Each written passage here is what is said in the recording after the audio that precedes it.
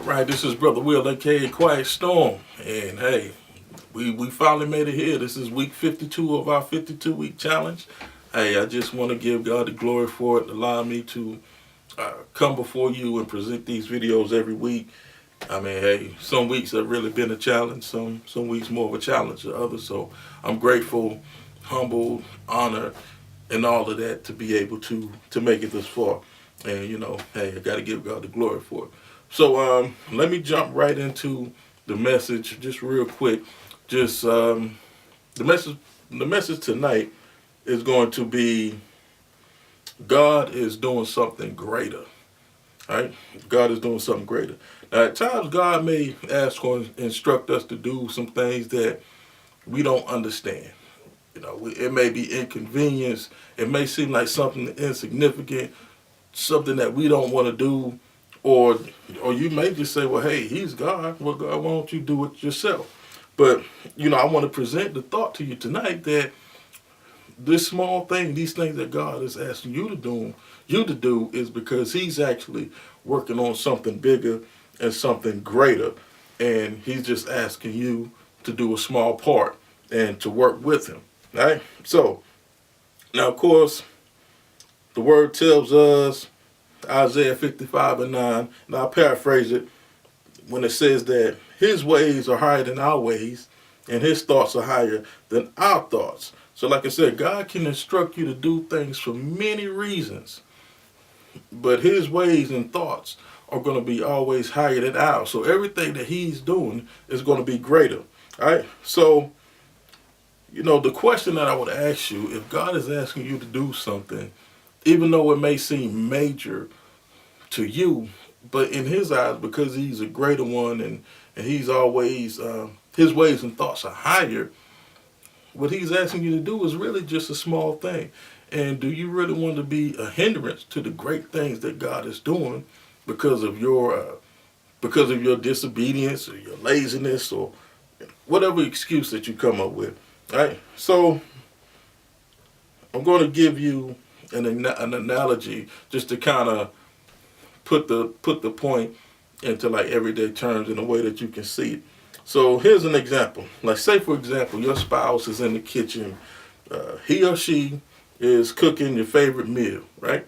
So you're laying comfortably on the couch. You might be watching a game or something, or you may just be watching your favorite show. You already kicked your shoes off, laid back. You got little snacks and everything right there in front of the TV. Then all of a sudden, your spouse said, well, hey, can you run out and get this ingredient for me? Which is a small thing. But to us, because of where we are, I'm like, why did you wait till I got comfortable? I'm in my comfort zone. It's you're going to ask me when it's 4th and 1, and they on the right there in the red zone. Why would you ask me this now? And you come up with every excuse. You get so dramatic or any reason to why you shouldn't do this small thing. All right? So, what they need is a key ingredient. And sort of like that key ingredient, when you look at it from the godly aspect, is just obedience to what he's asking, because he's working on something greater. All right, but back to the meal. So like I said, your spouse cooking your favorite meal, you're there on the couch, comfortable, and they ask you to run out and get this ingredient. Now, you going out and getting this ingredient is a small thing, but they're working on something in the kitchen that's greater. Like that meal that they're preparing, your favorite meal, is one for your benefit, and it's going to be greater benefit for you than whatever you're seeing on that TV or, the game.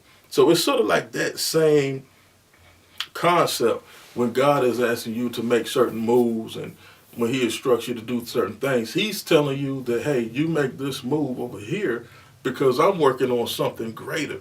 And when God is instructing you or telling you to do something, he's giving you an opportunity to work with him on something great, right? It may be something that can not only affect you or be great for you, but it can affect masses of people. It can affect generations. But to you, it seems like this big thing when it's something simple, right? So that's pretty much the concept that I wanted to bring to you tonight, that God is working on something greater. Whenever he instructs you to do something, just know that it's always going to be one for your good and your benefit, and it can benefit many others because his ways and thoughts are higher. And just like he told Jeremiah, before you were in your mother's womb, I knew you. And then it went on to say that, I had plans for you, plans to prosper you and not to harm you. So one, anything God that instructs you to do, it's not going to be to harm you. It's so you can work with him on a greater thing. So again, this is Brother Will, week 52. We made it throughout the year. God is doing something greater. So, hey, look, so when you roll into 2015, just expect God to do greater things. And when he instructs you and leads you to do things, just knowing that, hey, you can be a part of the great things that God is doing, which will make you greatness. All right, so again, this is Brother Will, a.k.a. Quiet Storm, week 52. Thank everybody who tuned in to any one of the videos. I really appreciate all the feedback, the people that I see in the work and different places, church or wherever, when you tell me that, hey, I like the points and like the videos, hey, I really appreciate it. I'm humbled. I'm honored. Thank you for sticking with me, for everybody who, it's a few people that I talk to, man, they watch every 52 weeks. So shout out to all of you. I appreciate everybody. God bless you. See you next year. I don't know. We might do another 52-week challenge. He ain't tell me that yet, but we'll see. All right. So God bless and Happy New Year.